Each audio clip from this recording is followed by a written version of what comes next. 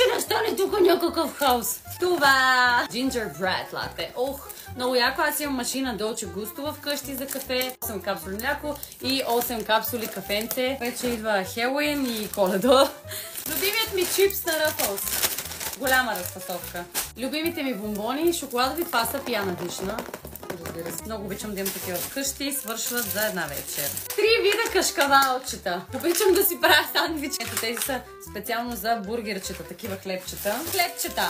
Няма нужда и да се такът, даже маленаче му е много интересно. Мазанка за бургерчета, още една мазанка. Да добавя, че всичко е напълно вегетарианско. Не ям никакво месо, никаква риба, никакви морски дарове, никакви неща, които са имали семейство. Вегетарианска лазаня с сирена. Аз ще ти би предпочела от другата по принцип. Но радвам се, че проявяваш вегетариански интерес.